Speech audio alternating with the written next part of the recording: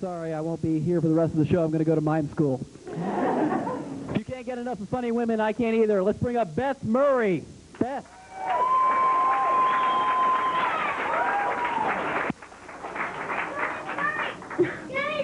Thank you. I'm going to pay you, too. I don't know if you can see my shirt.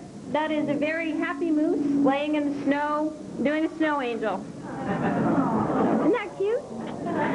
My name is Beth Murray. I'm from Calgary. That's in Alberta, which is in Canada. In case you don't know where that is, when you watch the weather down here and you see that big old chunk of USA and that big flat line at the top where the screen ends, above that is an entire country called Canada. Yeah. And that's where I'm from. And, you know, the funny thing about Canada not being included on the weather map is that that would imply that we actually have no weather. And one thing I have noticed since being here is that the American people like to blame a lot of their bad weather on the Canadians. You listen to the news, you listen to this, and you'll hear the weatherman will say, another Canadian cold front swept across the Midwest earlier today, wreaking havoc. Like we sent it on purpose. And the question I would like to know is, how do you know that was a Canadian cold front and not an Alaskan cold front? And that it didn't just like wreak havoc all the way through Canada and then come back to the States where it belongs?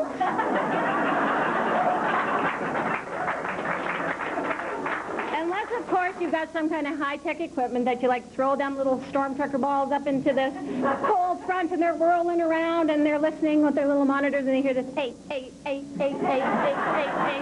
It's like, okay, that's a Canadian cold front, 8. Okay, I'll give you that one. One thing that's really impressed me, though, down here is the weather forecasting. I have never seen such accuracy in predicting the weather. And, I mean, to get a load of that, you've heard of that Storm Tracker 36? Have you heard of that? That is amazing technology. Did you know that they can track storms all the way from Louisville? Yeah, like, I can do that on the top of my roof, okay? That's no big thing. Man. Okay. Well, I don't know how many of you were here last year in the spring, but we had the flood of '97. Everybody remember the flood of '97? You know that things are bad when they say, you know, they name the catastrophe and then they date it. You know, like the flood of '97. The famine of '65, the blizzard of '73, the acne of '78. You know, that means it's big, bad, and ugly. You don't want to have anything to do with it. I'm getting a lot of feedback. Anyways, with the good old flood of '97, I was sitting watching TV, and I turned the TV on, and of course there was that cute little cocoon alert in the corner, and I thought, that's so cool. You know, in the fall they have the leaf patrol, and in the spring they have the cocoon alert. And I realized it said, tornado warning! Yeah. Okay, so I'm from Canada. We're conservative people. We don't do tornadoes. And so I'm thinking, okay, it's just a tornado. It's not a tornado watch even. It's a tornado warning, which means that conditions are favorable. Like, what do? Take a vote? Everybody in favor of wreaking havoc and killing? Yeah, okay. I'll go for it. Mobile homes! All right. So they decide they're going to go and wreak some havoc. Then I'm watching this, and I'm getting a little more nervous every time the little blue thing comes across the bottom of the screen and starts telling you where all the people have died. Yep, come along there. Then they show the Doppler and those big red splotches, which I think are blood. Okay? That's what that's showing. And the blood is moving closer and closer to Lexington. I'm going, ah! So I'm quickly phoning people in Canada saying, help me! Help me! I'm getting more and more nervous. And so I thought, a tornado kit. I'll pack a tornado kit. So I got my bag out, and I put granola bars and my flashlight and some candles and matches and juice boxes and some of that stuff from you don't know what it is, from the food bank. and got my pillows and some blankets and my passport in case you got like sucked right out of the country. You had to come back in for school.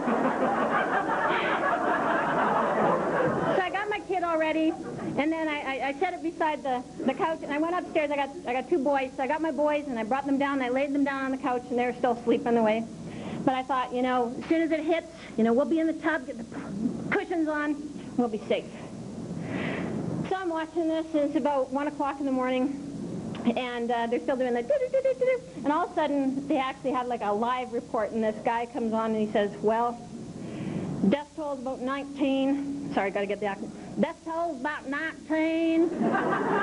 And flooding's going on. Everybody's dying. Mobile homes getting sucked up right, left, and center. But, you know, it could be worse. It could be snow. Hello! I'm not making the connection here, okay? I'm going, oh, yeah, it could be some.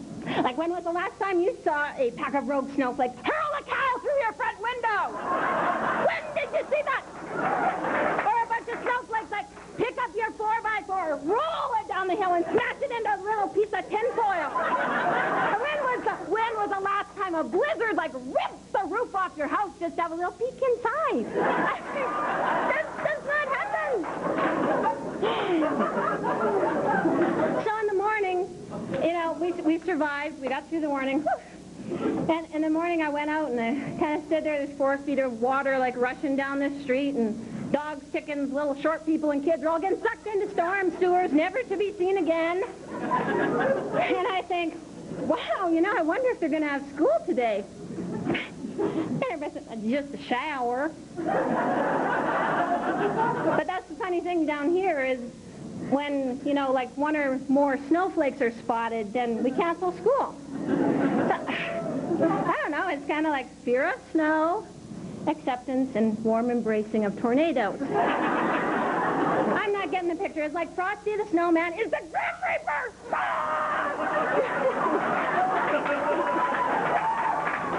I don't make the connection there. That's nothing happening there. So I'm scared about what this is doing to my kids, you know. It's like, it took me 5 minutes the other day to convince them that the frost outside was not snow. They're not recognizing it anymore. Okay. And the one day my son brought home some pictures he'd drawn at school, and one was this big, ugly, hideous, evil creature. And I said, honey, what is that? And he said, Mom, it's the man of snow. And even worse than that, the second picture was a smiling tornado, okay? Like, he's really warped. And I can see we're going to go back to Calgary. We're going to be out some night at the Winter Festival, you know, skating on the Olympic Plaza, drinking hot chucky and roasting marshmallows and having a good time. And all of a sudden, it's going to happen. It's going to snow. And my kids are going to freak out. They're going to go ballistic. They're going to take over the PA system, and they're going to say, what? Everybody get to your cars, get to your homes, or you'll all be killed.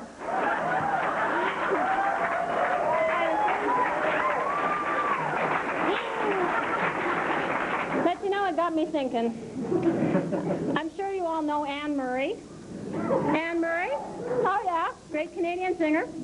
And she had a hit, I don't know, about 4,000 years ago called Snowbird. And I just got thinking, you know, what would have happened to our culture if Anne Murray had been born in Kentucky with this innate fear of snow. So I took the liberty of rewriting Snowbird, and I'm going to just do Anne Murray for you now. This is Anne Murray as a Kentuckian.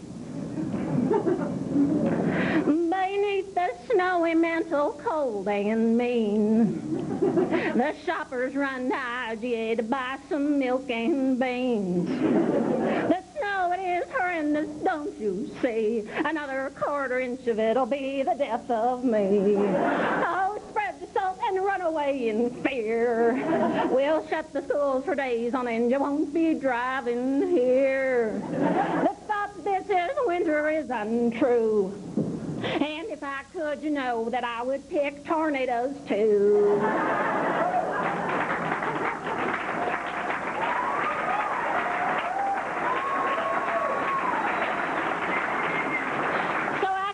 was all over, I decided I better buy some renter's insurance in case all of my earthly seminary-type belongings got, like, sucked up and blown away and I never saw them again. But it could be worse because it could be snow.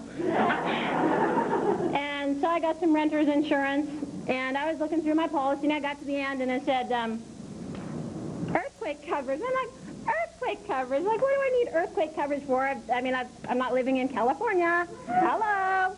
And so not only do we have tornadoes and floods, but did you just all know that we are also living on a fault line? Like, that's my fault, okay? So I can see it, you know, the big one's going to hit. Wilmore is going to crack open. Everybody's going to fall into this. Thousands of people are going to die. Carnage everywhere.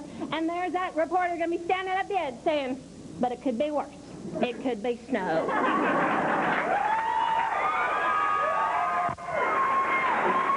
Thank you, Beth. Anything